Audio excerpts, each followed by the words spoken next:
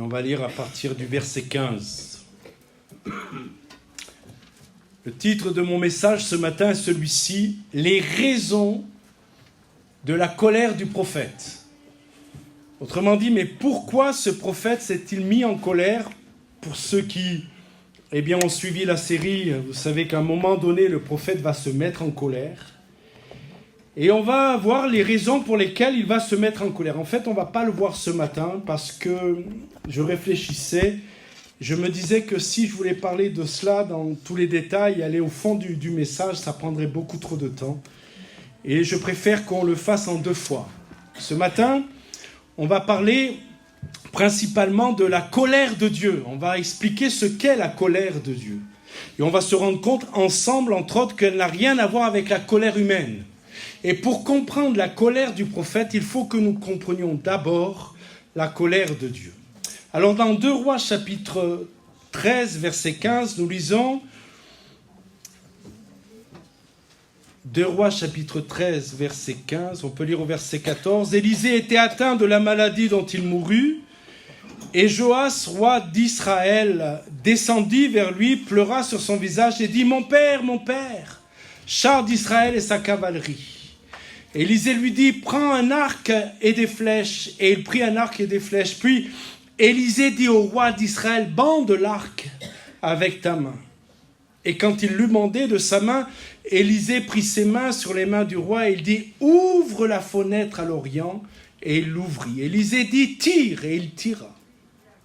Élisée dit « C'est une flèche de délivrance de la part de l'Éternel, une flèche de délivrance contre les Syriens. Tu battras les Syriens à Aphek jusqu'à leur extermination. » Élisée dit encore « Prends les flèches » et il les prit. Élisée dit au roi d'Israël « Frappe contre terre ». Il frappa, notez bien, 3 fois et s'arrêta. L'homme de Dieu s'irrita contre lui, voilà ce que dit le texte, c'est ce verset qui va attirer notre attention. L'homme de Dieu s'irrita contre lui et dit « Il fallait frapper 5 ou 6 fois. Alors tu aurais battu les Syriens jusqu'à leur extermination. Maintenant, tu les battras 3 fois. Amen. » Ce matin, donc, nous allons parler de la colère du prophète et particulièrement des raisons de la colère du prophète. Oui, vous avez bien entendu, la colère du prophète.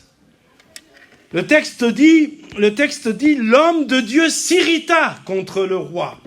D'autres traductions traduisent ainsi, l'homme de Dieu se mit en colère. Voilà un prophète de Dieu, Élisée, vous le connaissez, ce grand homme de Dieu, qui accomplit tant de miracles, qui est sur son lit de mort et qui se met en colère contre le roi.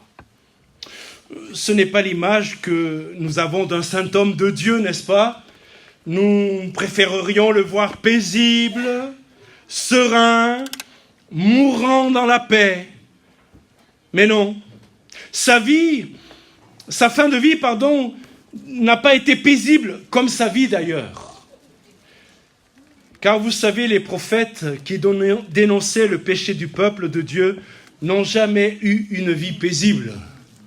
Je vois ici ou là, sur les réseaux, sur Internet, certains qui se disent prophètes, qui se font appeler prophètes, et leur message n'a rien à voir avec le message des prophètes de l'Ancien Testament.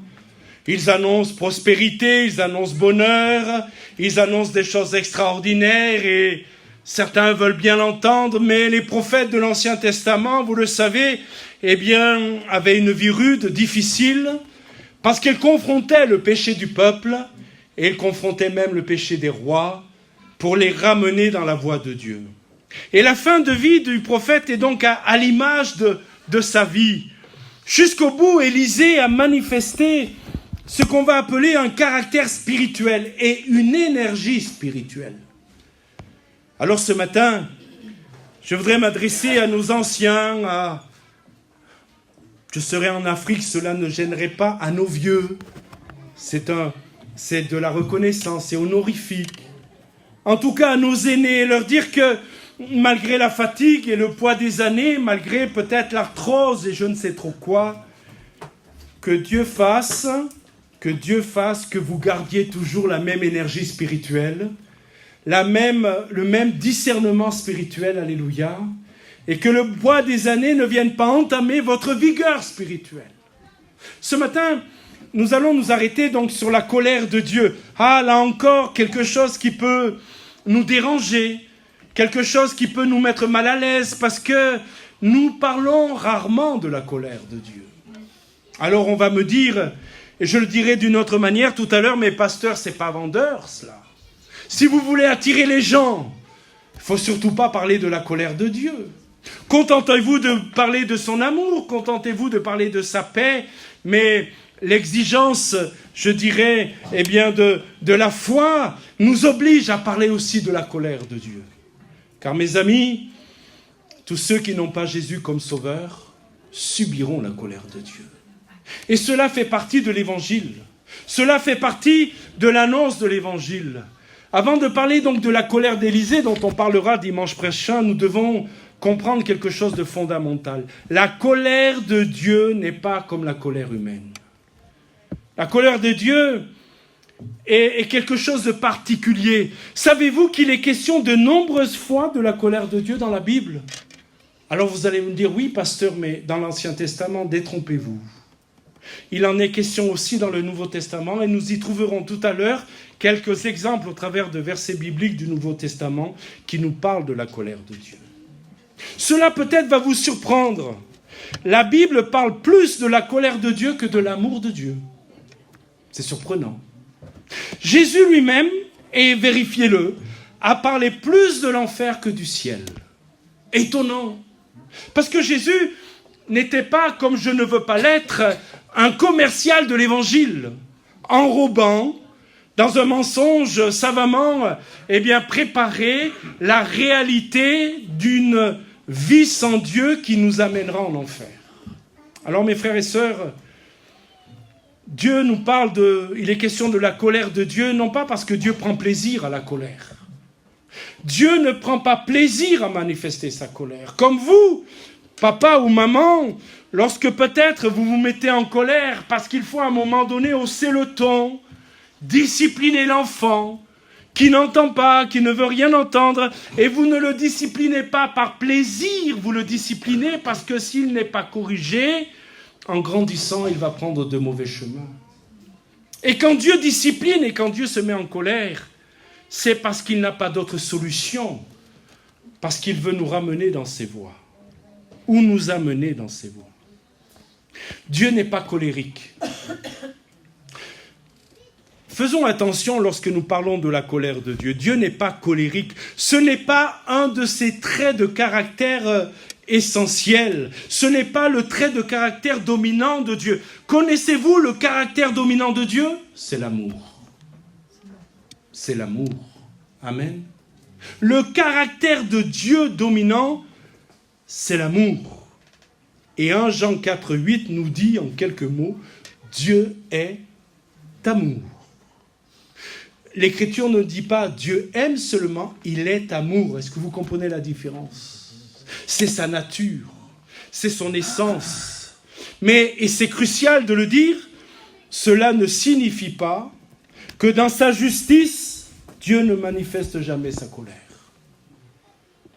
Un Dieu qui ne se met jamais en colère contre le péché, écoutez-moi bien, n'est pas un Dieu saint. Amen. C'est un Dieu faible. C'est un Dieu indifférent. C'est un Dieu qui tolère le mal. Et le Dieu de la Bible et mon Dieu est un Dieu qui est saint. Amen. Qui ne ferme pas les yeux. Oh, n'écoutez pas ce faux évangile, ou peut-être, ce que le diable peut dire à votre chair en disant « Mais Dieu est amour, alors ne te précipite pas à faire la paix avec Dieu. Ne te rompant pas, n'abandonne pas ton péché. Dieu est amour. » Oh, c'est vrai qu'il y a un célèbre chanteur français qui a fait un chant qui dit « On ira tous. » Vous connaissez la suite ? Au paradis. Et quand j'entends, je dis, c'est pas vrai. Et ça passe en boucle. Mes frères et sœurs, on n'ira pas tous au paradis. Et je veux m'adresser à ceux ce matin qui sont, écoutez-moi bien, je pèse mes mots et dans quelques instants, vous verrez qu'il y a une bonne nouvelle. Je pèse mes mots, je peux parler à ceux qui sont sous la colère de Dieu. Je l'ai été comme vous. Pendant des années, j'ai été sous la colère de Dieu, mais un jour, Jésus s'est révélé à moi et je bénis Dieu parce que la colère de Dieu n'est plus sur moi, elle est tombée sur Jésus. Et ce matin, oui, je vous parle de la colère de Dieu. Je vous parle de votre âme, je vous parle de votre éternité. Quel pasteur je serais que de vous laisser dans une illusion de salut ou une illusion d'un Dieu qui vous aime et qui tolère tout. Non, notre Dieu est saint et mes frères et sœurs, écoutez-moi bien, il nous aime trop pour nous dire que tout va bien. Il nous dit quand ça ne va pas. Mais il nous donne le remède. Il nous donne la solution. Le mot grec pour parler de la colère dans le Nouveau Testament, c'est le mot orgué. Et cela vient d'un verbe qui est ainsi orgao. Et vous savez ce que cela signifie? C'est très intéressant. Le mot orgué, pour parler de la colère de Dieu, non pas de la colère de l'homme. Nous parlerons tout à l'heure de la colère de l'homme, qui utilise un autre mot. C'est pas orgué, c'est thumos. Et orgué, ça veut dire gonfler. Gonfler. C'est comme lorsque vous faites du pain et que vous mettez de la levure de boulanger. Normalement, si vous suivez la recette, et je vous conseille de le faire, avant de mettre la pâte au four, il faut laisser gonfler. La pâte est assez plate, elle n'est pas gonflée, vous laissez le levain travailler, qui est là, c'est son but, faire lever la pâte, vous revenez quelque temps après, et voilà que cette pâte qui était pratiquement plate, s'est mis à gonfler, à gonfler, à gonfler. Et mes frères et sœurs, j'aimerais vous dire que la colère de Dieu, elle n'est pas impulsive. Elle n'est pas sous l'impulsion. Elle gonfle doucement, doucement, doucement. Et j'aimerais dire à chacun d'entre nous ce matin, qui que nous soyons, nous sommes tous au bénéfice de la patience de Dieu. Car si Dieu devait se mettre en colère comme nous, parfois les hommes, nous nous mettons en colère, je ne suis pas sûr qu'il y aurait beaucoup de monde occulte ce matin. Dieu est patient.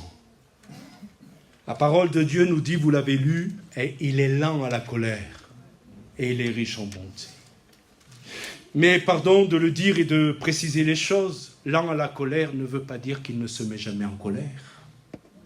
Et donc il est question d'une colère qui va gonfler doucement, doucement, doucement. Cela décrit aussi une colère qui découle de sa nature de sainteté. Mes frères et sœurs, Dieu est saint. Dieu est saint. L'Écriture nous dit qu'il ne peut même pas voir le mal. Oui ou non? Dieu est saint. Et à cause de sa sainteté, cela l'oblige parfois à se mettre en colère. Écoutez bien, orgueil ne se réfère pas à la colère incontrôlable à laquelle les hommes sont si enclins. Est-ce qu'il y a des gens colériques dans ce lieu? Vous allez me dire non. Je vous ferai un test à la fin du culte pour voir. Non, la colère de Dieu, ce n'est pas une colère incontrôlée. C'est une indignation établie de Dieu. C'est le sentiment hostile, passionné, mais contrôlé envers le péché. Vous savez contre quoi Dieu est en colère? C'est le péché. Vous savez pourquoi? Parce que Dieu voit les ravages du péché dans le cœur de l'homme. Dieu voit le ravage des péchés dans le cœur de l'humanité. C'est comme un père, c'est comme une mère qui voit son enfant s'adonner à des addictions telles que la drogue. Le papa, la maman n'est pas en colère contre son enfant, il est en colère contre l'addiction. Est-ce que vous me suivez? Et mes amis, la colère de Dieu, c'est une colère saine. Amen. C'est une colère saine. Remarquez maintenant la différence avec la colère des hommes, le thumos. Le thumos, c'est la colère momentanée, émotionnelle, explosive. Il y a des gens comme ça, c'est des cocottes minutes. Ils sont sous pression. Je me souviens d'une sœur dans une église qui, à un moment donné, il y a des moments où elle explosait. Et un jour, elle m'a dit, mais moi, Francis, je suis comme ça, il faut faire avec. Je dis, sauf que ma sœur, quand la cocotte, elle explose, ça fait des ravages autour. Et j'ai osé lui dire, et je le crois, tu es comme ça, mais il ne faut pas faire avec. Le Seigneur veut te changer. Le Seigneur veut que tu apprennes à contrôler cette colère. Amen. La colère de Dieu est sainte, elle est juste, elle est mesurée, elle est contrôlée. C'est la réaction qu'il a nécessaire en raison de sa nature de sainteté face au péché.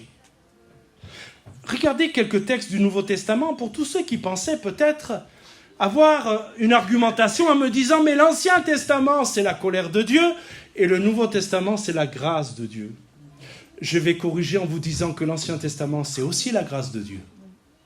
Car dès que l'homme et la femme ont péché, Dieu a mis en place un sacrifice d'un animal innocent pour couvrir la nudité de l'homme et de la femme.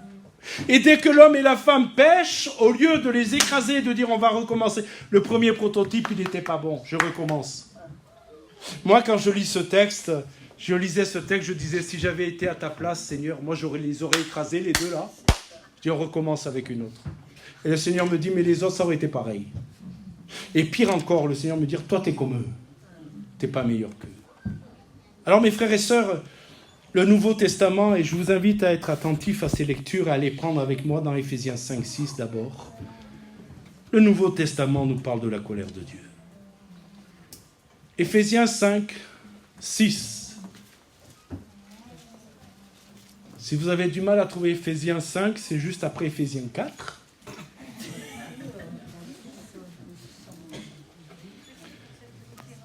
Ça vous aide, hein? Rococo Galefico. Je ne parle pas langue. Apprenez cela. Rococo Galefico. Romains, Rococo, 1 Corinthiens, 2 Corinthiens. Rococo Galefico. Galates, Éphésiens, Philippiens, Rococo Galefico. Éphésiens 5, 6. Que personne ne vous séduise par de vains discours.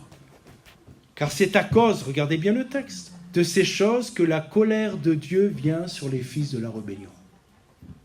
Colossiens, chapitre 3, verset 6, regardez bien, et ce verset est vraiment intéressant. C'est à cause de ces choses que la colère de Dieu vient sur les fils de la rébellion.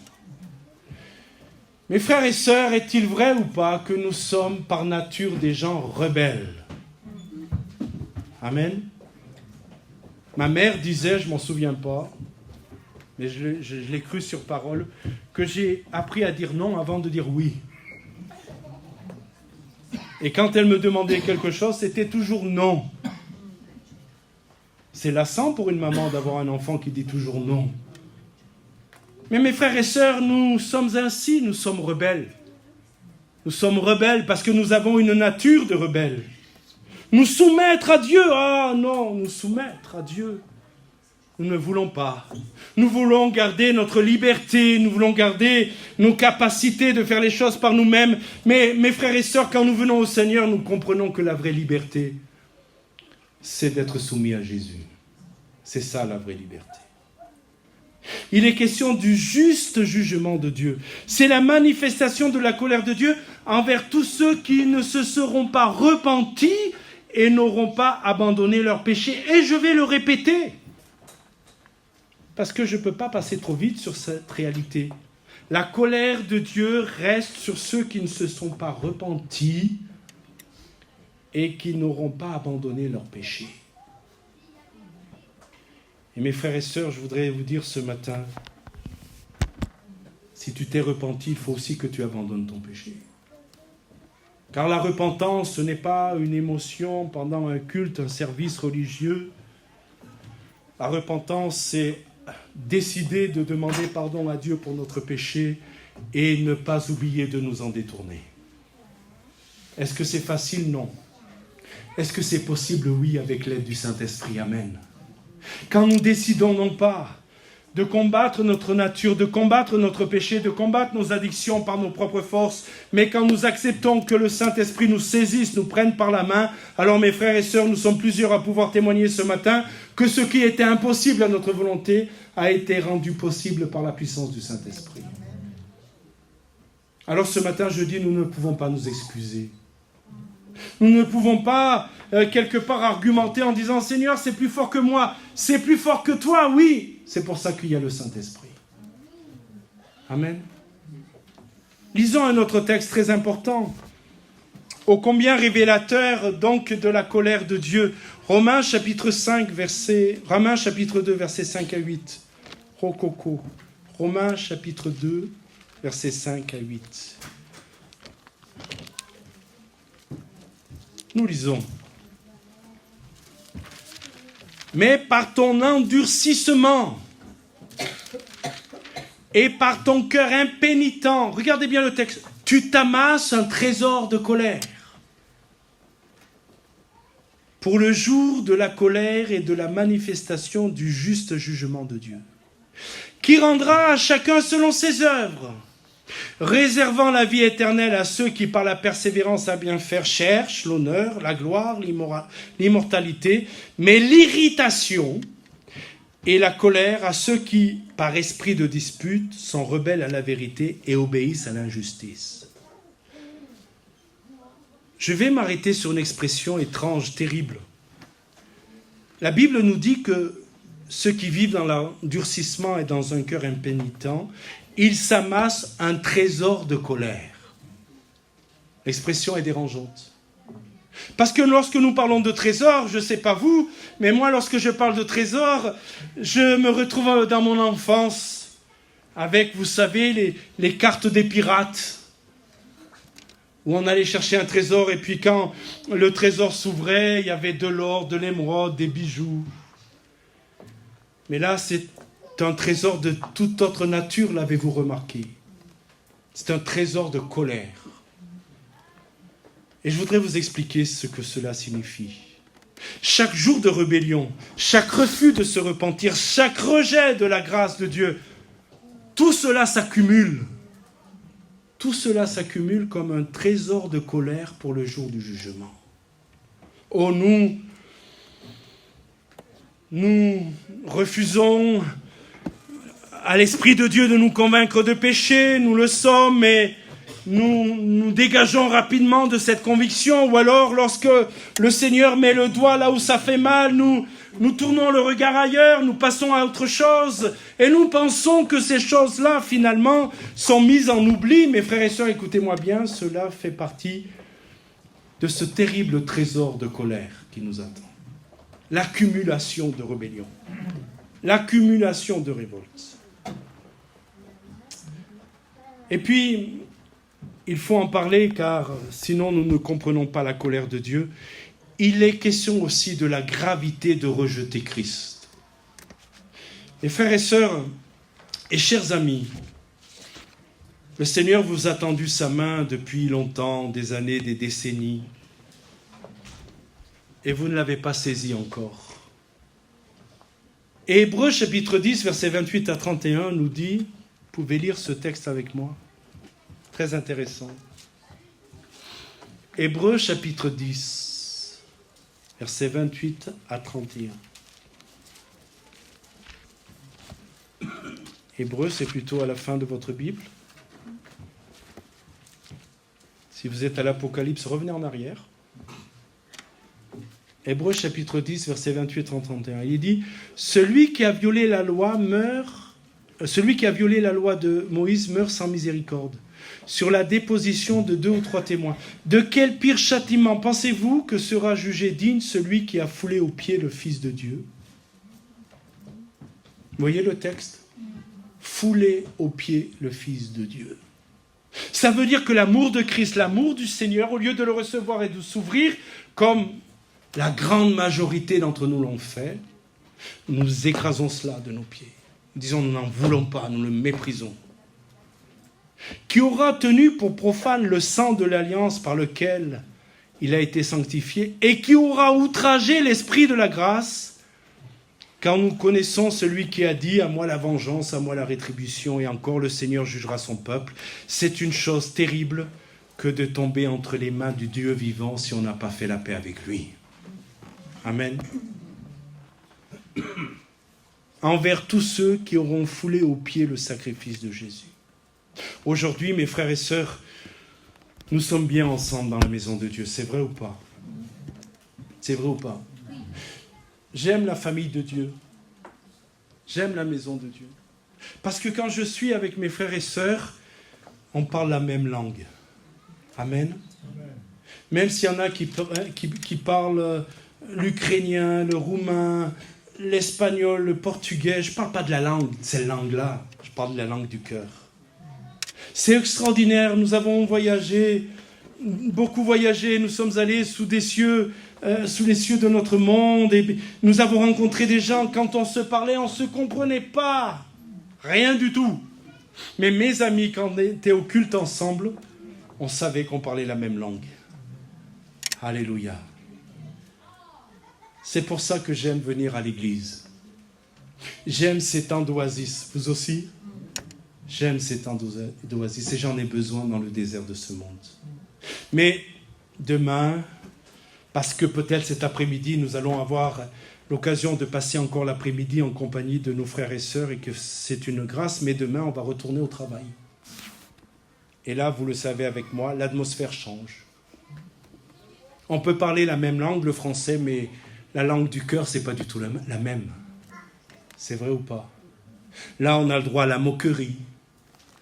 On a le droit au mépris. On a le droit à l'indifférence. Le monde rit, le monde se moque, le monde blasphème. Mais la parole de Dieu me dit que bientôt la colère de Dieu se manifestera sur ces impies et ces orgueilleux. Et je voudrais dire ce matin avec beaucoup de solennité, j'espère que personne ce matin fait partie de cette catégorie. Mais je termine, il y a une bonne nouvelle.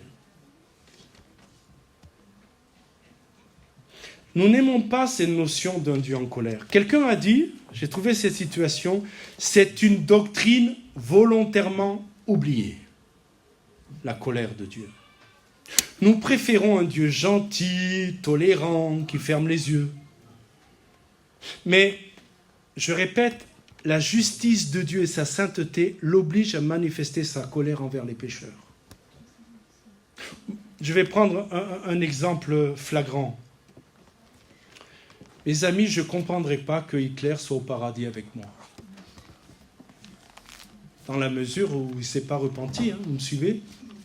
Si Dieu est amour et que finalement la colère de Dieu ne se manifeste pas sur les pécheurs et que Dieu est amour et il est tellement amour que tout le monde est sauvé, moi je ne veux pas d'un ciel, d'un paradis, où des gens qui ont commis des atrocités soient à côté de moi. Je ne trouverais pas ça juste. Et vous ? Alors j'ai pris Hitler, mais je peux parler d'un pédophile, je peux parler d'un ivrogne, et je peux aussi parler d'un menteur. Mes frères et sœurs, si Dieu est amour, je répète, il est juste. Mais cependant, écoutez bien, l'Évangile demeure une bonne nouvelle. Je voudrais qu'on lise un texte qui va nous aider à comprendre quelque chose d'extraordinaire. 1 Thessaloniciens, chapitre 5, verset 9. 1 Thessaloniciens, chapitre 5, verset 9. C'est ma conclusion. Et ceux qui me connaissent savent que ça peut durer encore un moment. Mais j'ai pitié, ça ne va pas durer longtemps. Vous y êtes, 1 Thessaloniciens, chapitre 5, verset 9. Regardez ce verset. Oh, si vous avez une Bible en papier, prenez un surligneur et surlignez-le. Que ça flash dans votre Bible. Car Dieu ne nous a pas destinés à la colère, mais à l'acquisition du salut par notre Seigneur Jésus-Christ. Amen. La Bible me dit que nous ne sommes pas destinés à la colère de Dieu. Le savez-vous ? La volonté de Dieu, la destinée que Dieu a pour l'humanité, pour les hommes, c'est pas la colère, c'est la grâce. Dieu ne veut pas manifester sa colère, mais Dieu veut manifester sa grâce dans nos vies. Amen. Comme Dieu voulait que son peuple triomphe, on le verra et on comprendra la colère du prophète. Comme Dieu voulait que son peuple triomphe des Syriens, Dieu veut que nous triomphons du péché par Christ. Et un amen m'aurait encouragé. Mes frères et sœurs, s'il y a un moment qu'il faut dire amen, je sais qu'il y a le ventre qui gargouille, il y a le rôti qui vous appelle, mais on va le refaire. Comme Dieu voulait que son peuple triomphe des Syriens, il veut que nous triomphons du péché par Christ. Amen. Oh, comment j'ai aimé votre amen spontané. Vous savez quelque chose ? La colère que nous méritons est tombée sur Christ à la croix. Et je vous encourage, si vous n'étiez pas à l'étude, à aller l'écouter sur la chaîne, où il est question dans les jugements de Dieu. On a parlé des différents jugements de Dieu, et nous avons commencé par le premier jugement, qui est le jugement sur le péché à la croix. Mes frères et sœurs, il faut que nous comprenions que Jésus sur la croix a subi la colère de Dieu. C'est moi qui aurais dû la subir, c'est toi qui aurais dû la subir. Et cette colère était tellement intense que la communion avec son Père a même été interrompue pendant 3 heures. Tellement c'était une colère intense. La colère que je mérite, que tu mérites, est tombée sur Christ à la croix. Il a porté notre jugement. Il a subi la colère de Dieu à notre place. Alors je ne veux pas restreindre le sacrifice de Jésus au travers de cette image, mais j'en vois une qui peut nous faire comprendre quelque chose. Je crois que Jésus a été notre paratonnerre. Connaissez le principe du paratonnerre ? Un paratonnerre est là pour prendre la foudre afin que les maisons ne soient pas foudroyées ou que les gens ne soient pas foudroyés. D'accord ? C'est le paratonnerre. Et mes frères et sœurs, nous devions subir la foudre de la colère de Dieu. Mais béni soit Dieu pour le paratonnerre qu'a été Jésus. Amen. Vous le croyez avec moi, mes frères et sœurs ? La foudre qui devait m'anéantir, le feu qui devait m'anéantir, c'est Jésus qui l'a subi pour moi. Et vous savez, et c'est avec ça que je vais terminer, vous savez que ce paratonnerre, il est valable encore pour vous ce matin ? Amen. Il est disponible pour vous encore ce matin ? Nous sommes plusieurs à nous être mis à l'abri du paratonnerre. C'est vrai ou pas ? Plusieurs. Moi, je lève la main, je dis, je me suis mis à l'abri du paratonnerre. Mais ce matin, peut-être que certains, le Saint-Esprit les appelle et leur dit, mets-toi à l'abri du paratonnerre. Ne subis pas la colère de Dieu. Si tu comprends que Jésus l'a subi pour toi, tu n'auras pas à la vivre. Amen. Mais n'endurcis pas ton cœur. Ne résiste pas encore parce que tu es en train de grossir ton trésor de colère. C'est pour ça que le Seigneur conjugue toujours le salut au présent. Aujourd'hui, si vous entendez sa voix, n'endurcissez pas votre cœur. On va se recueillir, on va se tenir en prière. On poursuivra la